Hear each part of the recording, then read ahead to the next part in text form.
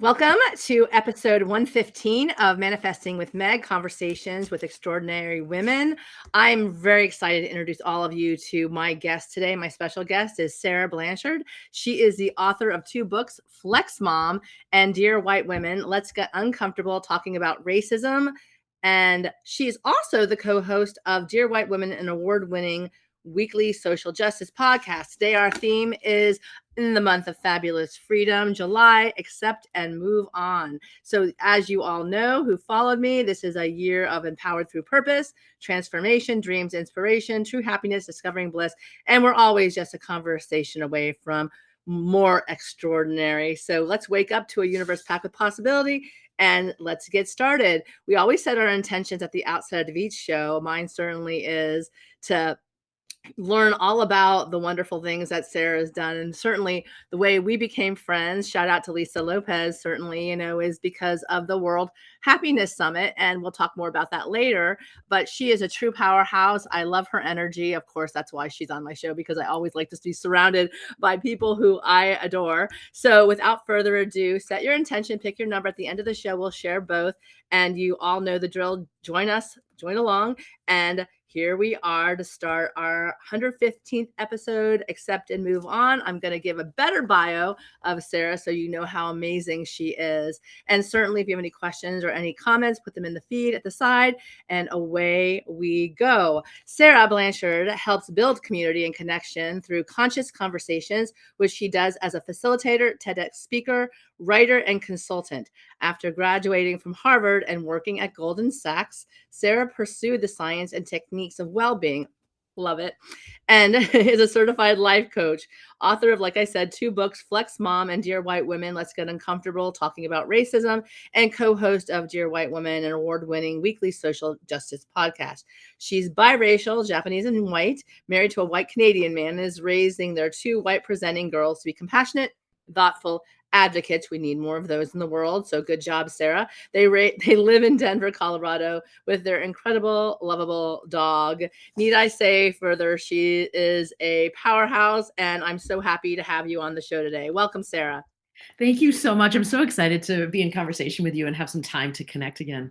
I know. And just the board behind your back. I know that we're going to talk about your inspirations later, but I just love what you have on your whole je ne sais quoi, the screen of your life right now. I think it's super inviting, super exciting. I see life popping out at me. It's so great to have you on the show. I love your energy. Like I said, we met, I think, in 2018. 19. Wow. Oh, maybe it could have been meeting in 18. It was in that zone. It was It was in the zone. pre-pandemic. Yes. Before life changed. Before life changed. Yes. And we met through Lisa Lopez, but you were actually the MC at WOHASU, and bringing all sorts of happiness and whole being wellness to the community of Miami at the University of Miami. So this is our season 6. Like I said before, it's empowered through purpose. And I think that when you follow your purpose in life, you are the happiest you'll ever be in life. So tell me a little bit about the inspiration you bring today with your purpose and what you're out there doing. Yeah, I think my purpose has been changing over time. And I think as with many of us, it can adapt based on sort of life circumstance, right? And we met before the pandemic at the World Happiness Summit. I went from, working really hard and being in finance, like you said earlier on in my bio, to my dad dying pretty young and pretty quickly, and realizing that, we don't live forever. So what kind of life do I want to live? And it was a really lucky question to be forced to ask myself in my 20s, because I think that changed the trajectory of where I wanted to go. And then over the course of that time, since my 20s to when we met, sort of over a decade later at the World Happiness Summit, I really felt strongly about this field of well-being, being like, oh my gosh, there's this whole science that not everybody knows about, that we can do in our everyday lives to increase the level of like our well-being.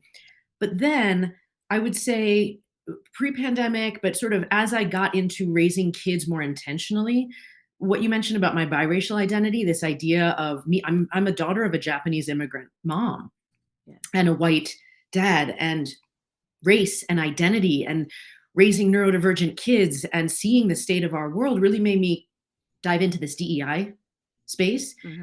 And so the purpose that I show up today with is really, and what I'm looking to explore is, how does this world of wellness fit in with and play with this idea of our identities, realizing that we're not all the same. We all have such incredible histories and gifts and skills and brains and bodies. Yeah. And so I really want people to think about that, and honor that we all can be well. And we are in it together to create a world where we can be well, that the systems are in place to support all of our differences, to really apply that science of well-being to it.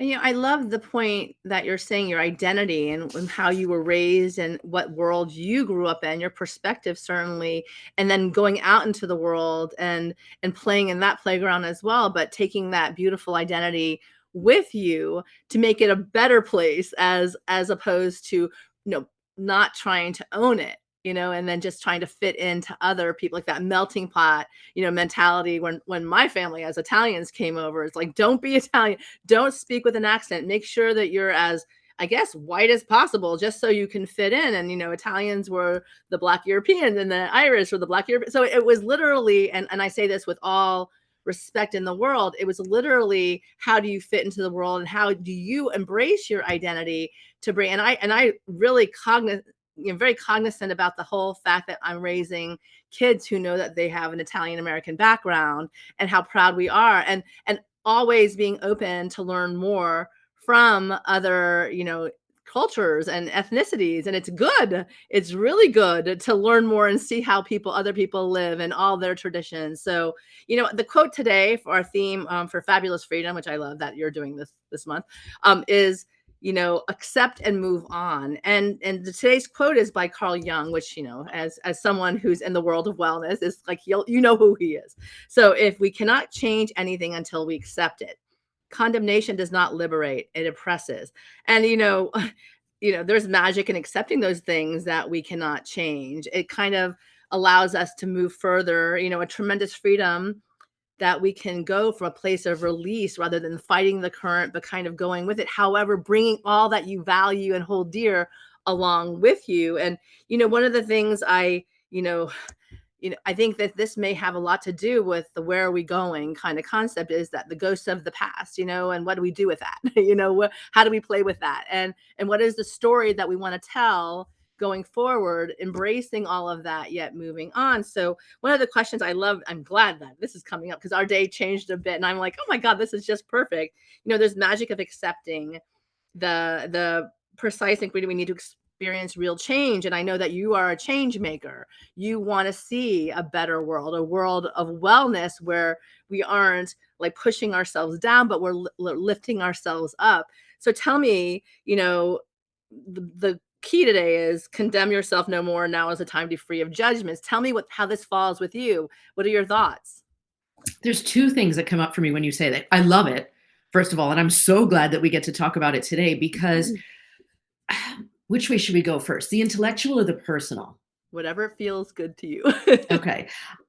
So for one thing, when it applies to the work that we do, and when we talk about the DEI realm, I think a lot of people are like, well, come on, like, we have laws in place, everybody's equal, I don't see color, like, we're all fine. The problem with what we've done in this country, the way I see it, is that we have not accepted all of the history that has created us to be where we are. And if I think about the fact that I'm thinking about the Barbie movie. Barbie is 62 years old. Well, if you think about Ruby Bridges, who was the first Black child to integrate a school, she's only 68 years old. She and Barbie are kind of contemporaries, right, in this country. So these are not long ago stories. So I think it's really important for us to learn and accept our country's history, so that we can then move on and we can truly like create healthier paths forward. But the way I see it, and I think some people are stuck with the acceptance of that, because it is hard and it's heavy and it's a lot, and it's not always taught in our education systems. Yeah. So there's that part of it that it applies to my DEI work. But I think on the personal side, this is so front of mind for me, because you'd think, being in the world of well-being, being a life coach, having just emceed the World Happiness Summit again a few months ago, where we actually addressed burnout, you'd think I'd have identified that I was actually in burnout a little bit faster than I did. So about a month ago, sort of as the school year was ending, I'm like, why am I flat out exhausted? What is going on with me? And it took me so long because I was caught up in the I've got to be able to, I have to provide, I have to do all these things. And I was caught in this. We had to be fair, a really rough 6 months on the family side of things. And then DEI is not really the lightest of all topics to No. discuss either. And there's been a lot going on in our country and in the news feed. So there was a lot going on. And I was just feeling, my grandmother had this beautiful phrase where she said, make your soul round. This was my Japanese grandmother. So she said it beautifully. And I really felt like my soul was squashed flat like a pancake over the last few months.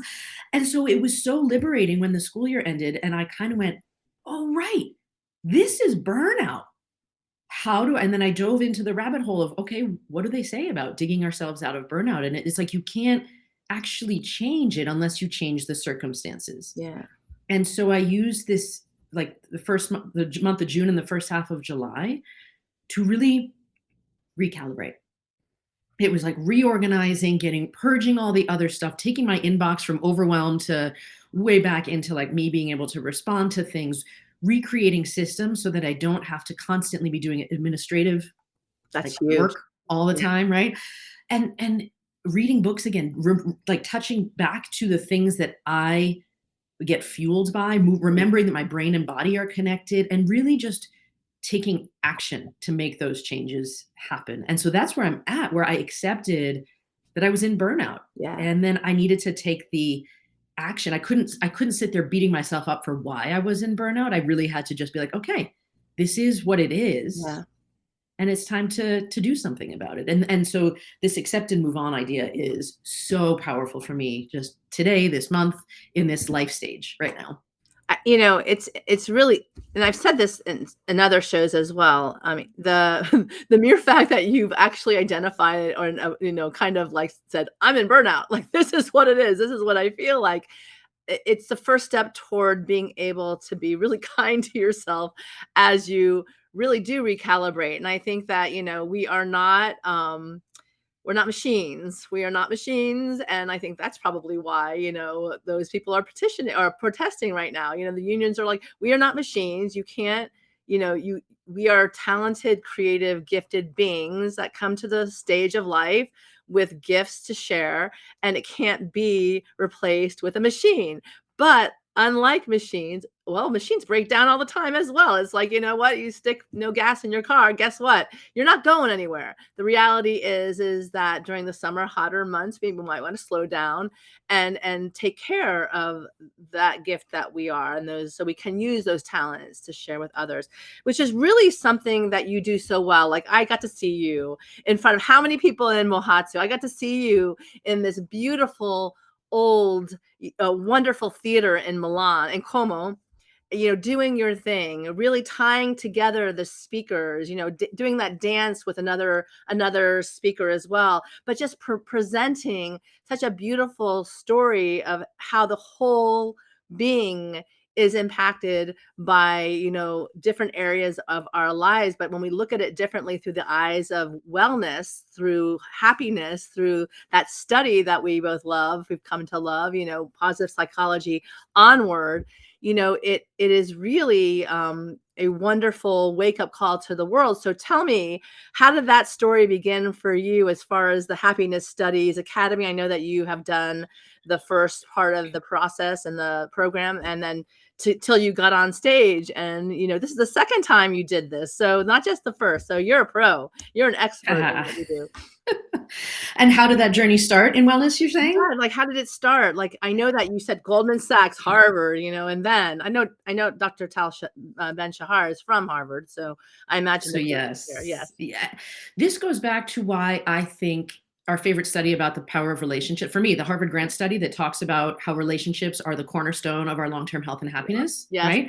Favorite. Like, I talk about it all the time. And this is a key example of how that came into play. And also listening to your intuition. Yeah.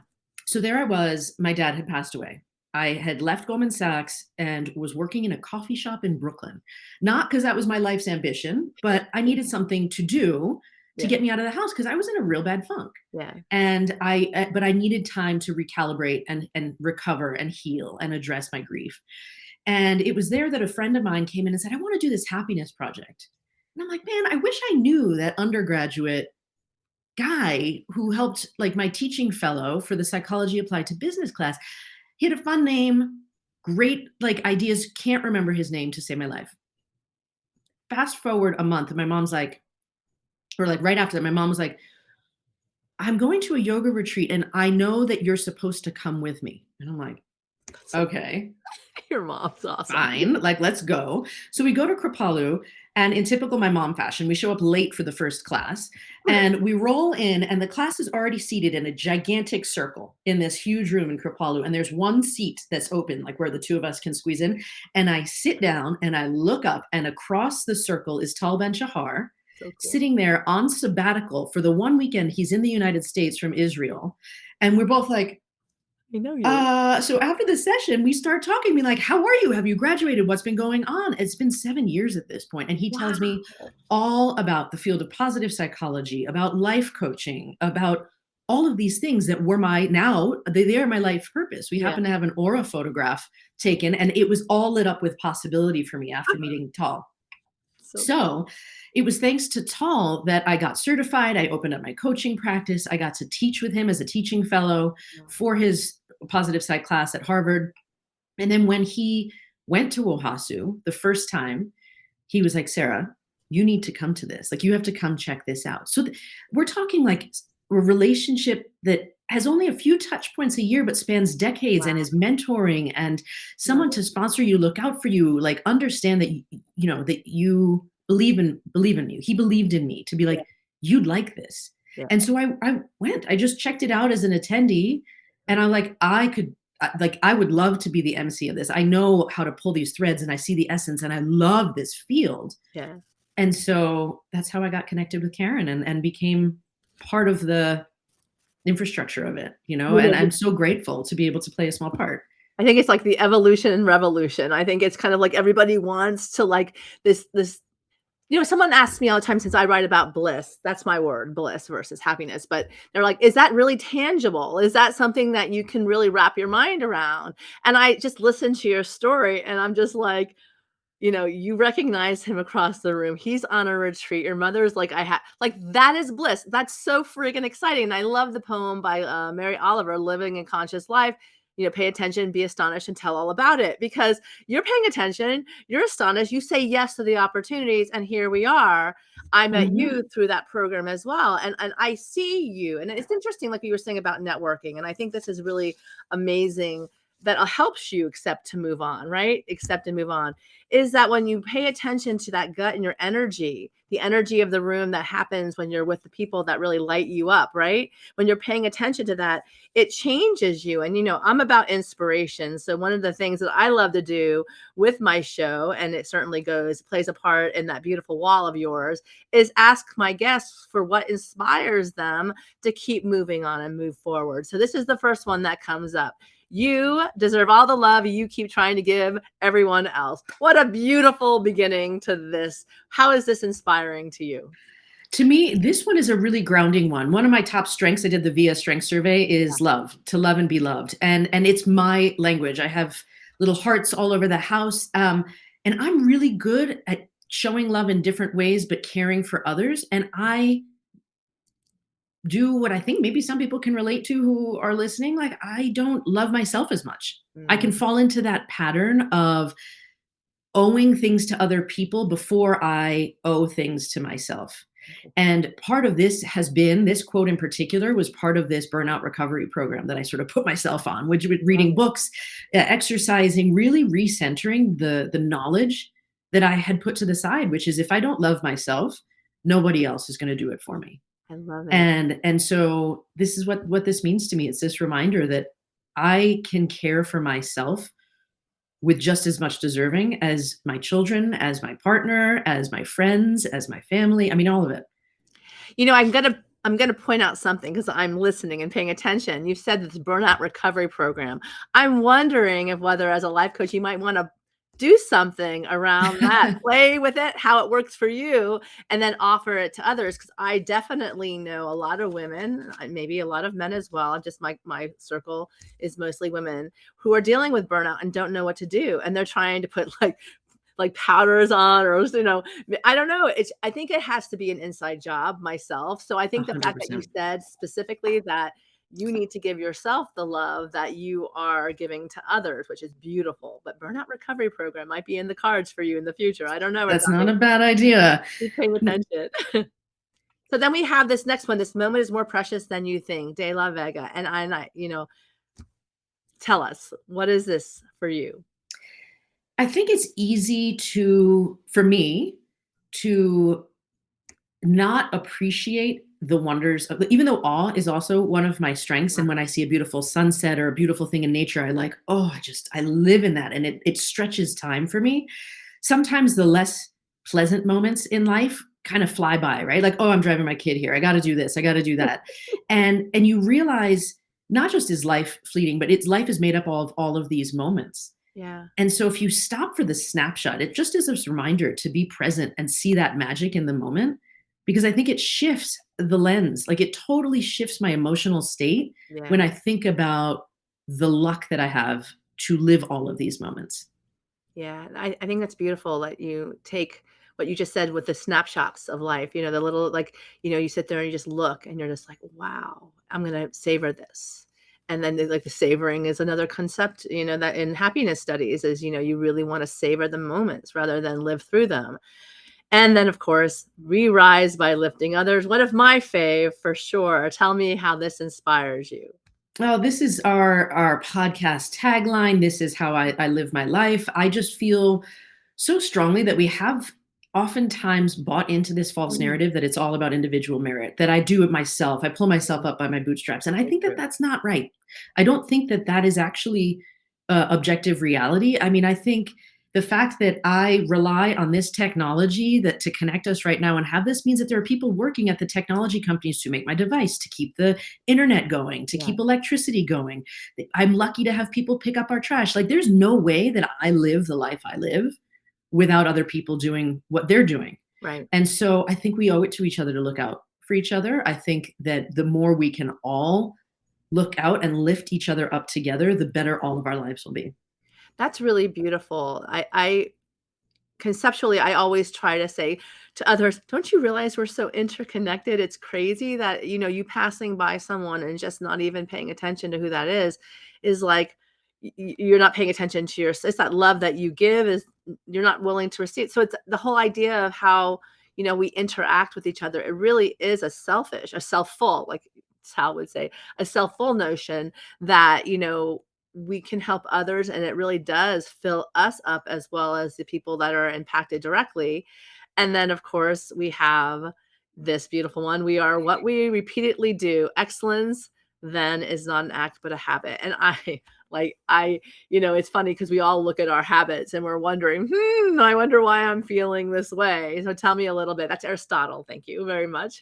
Yes, go ahead. Go for it. I think it's easy for me to go through the day without intentionally, like all of us, right? You sort of get through your day and sometimes you don't actually step back to examine what you're actually spending your time doing or what you are repeatedly doing.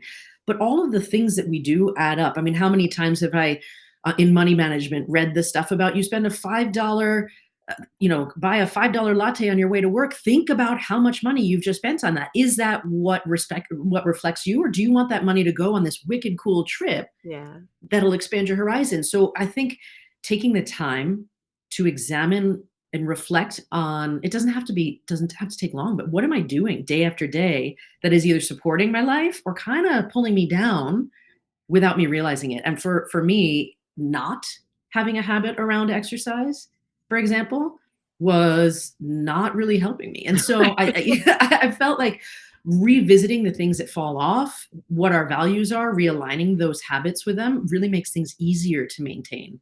That's really Yeah. beautiful, and consistency with those routines that are very, healthy for us.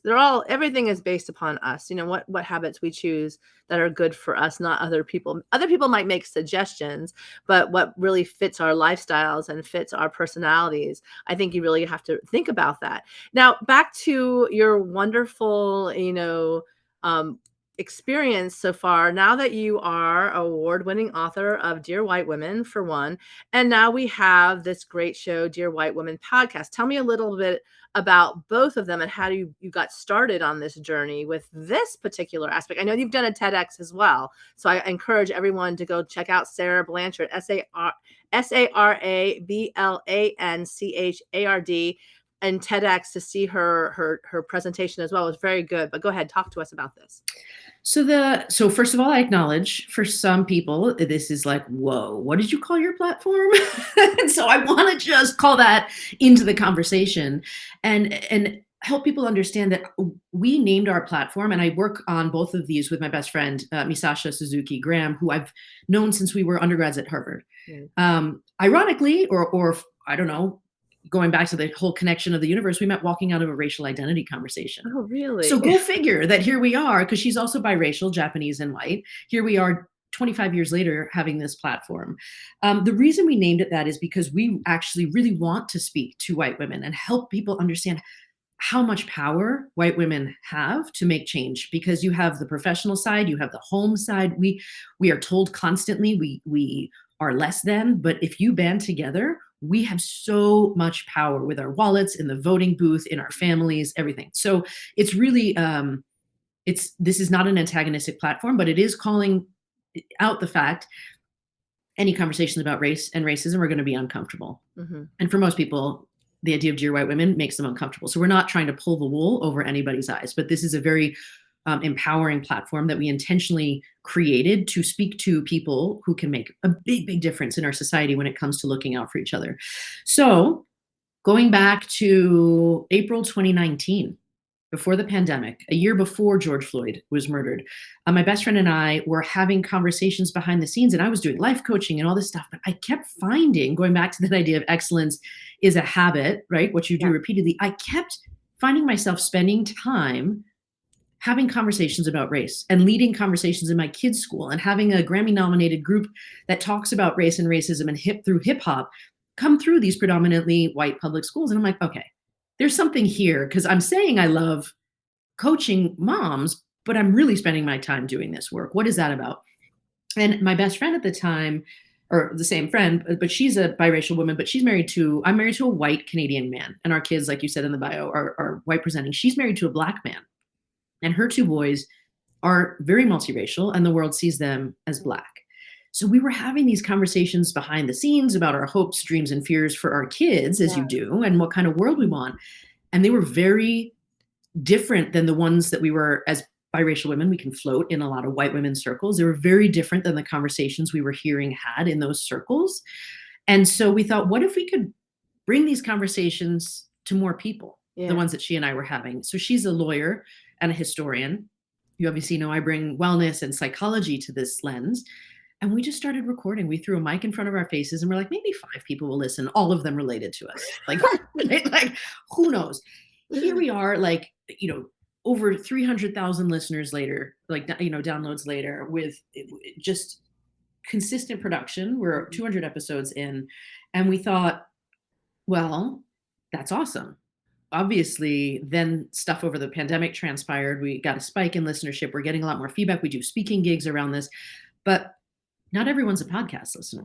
How do we reach those people who process information through reading, through visuals, that sort of stuff? And we thought, let's write a book about this. And this is where our book, Dear White Women, Let's Get Uncomfortable Talking About Racism, was born. It's really based on this framework of listen, learn, and act. Yeah. And sometimes, we live in, through design, communities where we don't see people who are different than us. So how do you hear the stories of people whose lived experience is very different? We wanted to make sure we told people's stories. Yeah. And then the learn is the history that, based on where you live in this country, you learn such different things about our country. I think in the K through 12 history curriculum, I believe it was in, I might get the state wrong, so I'm sorry if I do, Louisiana, slavery was mentioned only 4 times. In Massachusetts, it was mentioned over 100 times in the curriculum. And so you just realize there's such differences. So we wanted to make sure people learned the information. Yeah. And then on the ACT, it was like, well, none of this is going to do anything unless we do anything different. So our whole framework is let's listen, learn, and act and see if we want to do something different based on new information we get. And so, working with my best friend has been incredible because it's Amazing. different perspectives. We get to hold boundaries. We get to challenge each other. It's been just this wonderful, wonderful process of hopefully helping people come to what are very difficult conversations in a much more heart-centered, understanding way so we can look out for each other better. I absolutely love certainly where you're coming from, that message that you're sending out into the world. I do. This is why conversations with extraordinary people, you are clearly a perfect guest today, and any day for that matter, is that you guys are addressing a seemingly very, kind of careful topic and then trying to make a difference by bringing it out there so the conversation can begin around something that everybody has, you said, different lenses depending on where you've grown up, depending on who you've grown up with, depending on lots of things. But the bottom line, it doesn't mean anyone's any less than. That's the thing we're Right. talking about here, is that everyone has so much to offer. Everyone has so many gifts to share. And I really do encourage everyone to go listen to their podcast. Please specify where they can see it, where they can find it, where they can pick up your book as well, so that we know that we can get content out there that, like you said, in burnt out recovery, some of the things that we can look at are those things that lay things out differently. So maybe we see the world differently. I say there's that beautiful quote, when we start to see the world differently, the things that we look at change. And it's a really wonderful way, especially if we're infusing good and love, like you're talking about, your heart's all over the place. So tell us where we can find this podcast and also your book. The podcast is anywhere you listen to podcasts except Spotify, because we took ourselves off the platform. The episode and the book are also always available on our website, dearwhitewomen.com. Okay. And so you can go ahead and order them. We love ordering and supporting independent bookstores, bookshop, like all of these sorts of independent places, but you can really get them anywhere that books are found too. So that's Dear White Women, DearWhiteWomen.com, correct? Yeah. Okay. Yep. You can go to their web, and also they do speak on many occasions to many different kinds of groups about this topic, as well as many others that you can find on their website as well. Just go to dearwhitewomen.com and contact them directly to see whether or not you can engage them in a speaking opportunity. I'm telling you, I've watched her. She's definitely engaging, and she brings you into the conversation as well. And she's just an amazing person. So one of the things that I absolutely love also about this show is that we get to tap the brain of those people who are extraordinary, so that we might be able to manifest some amazing things as well.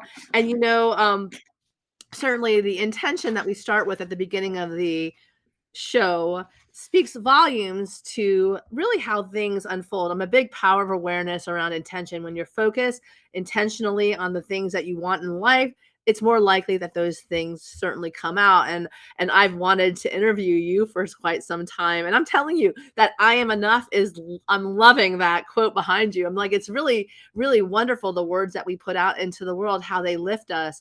So back to you, as far as your intention, what was your intention for the show today? And what was the insight you chose in the book?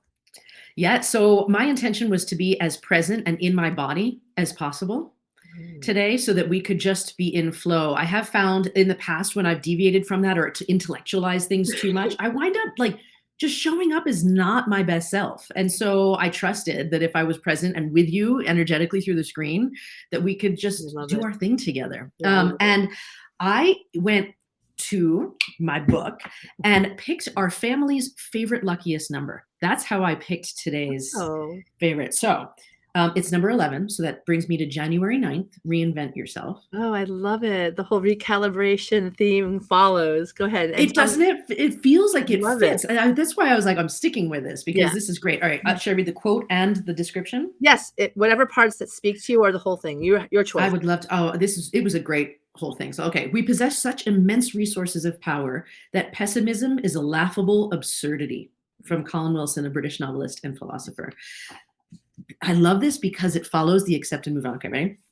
You really can reinvent yourself. You did so many times as a child without even realizing it, and you can do so again now. You do not have a fixed, frozen personality. You have the power to be, to choose, and to create a life that aligns with your soul. Nothing prevents you from doing this except your beliefs about your own inferiority. So banish them. You can break out of habitual pessimistic thinking that keeps you stuck. You can do whatever and be whomever you want. Just follow your heart and do all that you do with passion. There is so much more to you than meets the eye. Set out to discover it. You are pure potential, so let no one suggest to you otherwise. Don't give your power away by relying on others' opinions. No one knows you better than you do. No one knows what you're truly capable of better than you do. One thing is true. When you believe in yourself, clarify your direction, take action, and infuse your dreams with joy, passion, and love, there are truly no limits to how high you can soar in life. It's absurd to think any other way. Surprise the world by taking hold of your life as the owner of your journey, and then fly. I love it.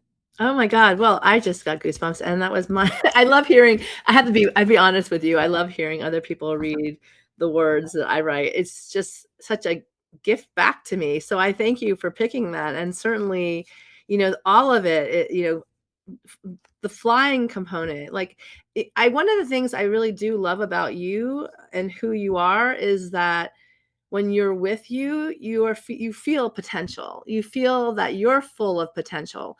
And, and Lovelace is saying, thanks for the wonderful conversation. In her small hometown, they have the Hope community that actively promotes acceptance and engagement with all races and faith. Imagine this really accept everyone as they present what we're talking about, be present.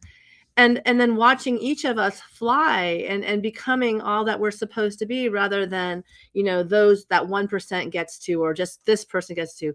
You have that kind of impact. I was wondering, you do speak to schools as well, correct? So I can imagine you engaging with even kids, young kids, impacting them, from a young age, even to adults, adulthood. I think it changes you when you see someone that has so much love and wants to make a difference. And, you're doing it in collaboration with your best friend. I really do admire that wholeheartedly. So thank you very much for reading that. I love the manifesting component, and I love how certain people, they use tools to get them to where they want to be in life. And, you telling us a bit of your story, how your father passed away and how hard that is. I know on my end of the bargain, my mother died, and it was just something I never could even have imagined. But coming from that point, picking yourself up again, happiness projects, abound, and going back to even what your grandmother said, our souls are a circle. And when we feel flattened, that's not what they're supposed to be. They're supposed to be bountiful and, bouncy and, all of that. So coming back to everything that you've done so far on your journey, what have been the best tools that you've used to move you forward? I think, it's hard to think of this as tools, but I think for me, a combination of reflection, which I think is really important. Is okay. Let me circle back actually to this. One of the biggest ways I set my life up was to approach it from this attitude of having time affluence. Oh. I think we're so caught up in this idea of monetary affluence, and I have to absolutely acknowledge that I am financially privileged, right? Like I feel settled. I have a roof over my head. I can have food. Like there is some level of privilege in being able to say I'm able to create a life of time affluence. Yeah. But for so much of it, it was like, I need that time. For me, the way my creativity works is I need a bucket of time. Yeah. I can't just be running and then magically produce a book, right? Like I need the time to reflect. I need the time to journal. I need the time to keep my body healthy. So my attitude was, okay, I can make a certain amount of money and focus on what we need for sure, and some for safekeeping. And then I want to make sure that we focus on time. So by doing that, I was able to do the tools of journaling, of reflection, of making sure that I connect with friends and mentors, and really reflecting on my community once a year is another tool that I do. Where if everybody was only to fit in one purpose, whether it's your close friends, your spiritual community, your career, the children in your life, your family or acquaintances, where do they fit? who's toxic to you? Who do you think is in one category but might be better for you in another category? Really just reflecting on those people intentionally has been another thing that has kept me grounded and growing through the years. That's beautiful. I think that what you said was really important. I mean, it's funny because people who've written books then having to actually promote them and market them and send them and they're gonna, and you're like, wow, you missed that time to sit down and just play with the ideas that need that time, that are begging for that time too. So to time, it's interesting the balance of it all, if there's ever such a thing, or I keep saying now, I have dual purpose trips. I have dual purpose things in my life so that I can go see people I love and spend time, and at the same time, feed another, passion of mine. So I love that you said that the time affluence is really important. And I also go back to the, topic around July is fabulous freedom. Some people find freedom in going somewhere to punch a clock and having that time set out, going there, spending those hours, and then coming home and then being with their family. And other people want the time to like be creative in many different aspects. So one of the things I love to ask you so far that you said yes to this journey in your life, what's been your favorite part so far, having a better say with how you show up in your world? I feel so lucky that I am able to and have crafted this life where I can model who I am and my kids see me. Maybe Oh, that's not it for everybody else, but the fact that my kids can see that I work, but I work and and I choose a life where I'm present with them when they're home. I mean, it's not really fun to like drive them to all the after school activities, right? But you do that. And I hear all the stuff as I'm driving, and they see the work that we're doing with the podcast and the conversations we have, and they're like, you have a podcast, you do these important, they've listened, I catch them listening sometimes, and I'm like, whoa, this is amazing to me that they can see the possibility and that I can model the possibility of doing what you love and making it sustainable. it's amazing. So And you are filling their minds with wonderful possibility as well. So that's the dual purpose of you saying yes to your passion and purpose in life, them watching you saying yes to that, and then the pride on both ends, because then you turn around and see them doing what they came here to do, or at least getting curious around that. totally. That's amazing. I love that. The impact on our families is huge. And that, I always say, everyone says to me all the time, well, what makes you think that you get to do certain things? I said, well, I grew up my whole life. The people in my life were in the rooms with these people that were, noticeably to other people, very important. And I said, well, yeah, I've seen it my whole life. Of course, I think that I should be there too. And it breaks a barrier. And I think that, a lot of people in many respects, they that's what you give them permission to show up where they want to show up, not because they have to ask for it, but yeah, just show up, do what you came here to do, and go on the stage of your life and engage people, and then speak where you need to speak to make those differences and those changes. I absolutely love this. So this is like, I know, the only beginning of the conversation between us. I have adored knowing you for such a long time. What is next for you? Where are you going with all of this? What's the next part of your journey?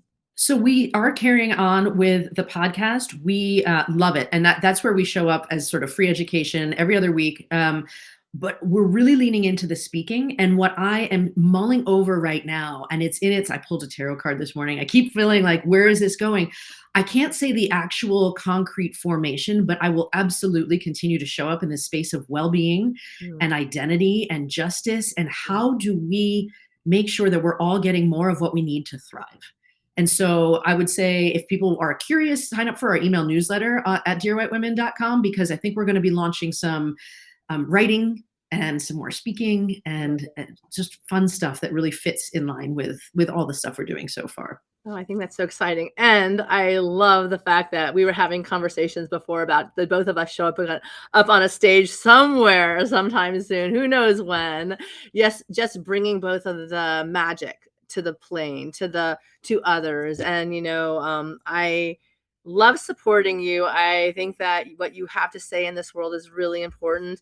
I would love you to share with us now a final inspirational word on where you're going with all of this, or any I inspirational word for that matter. I was going to say I would I didn't want to sound like the Nike like logo and just say just do it, because that's 3 words also, but we need so many voices. We need everybody out there.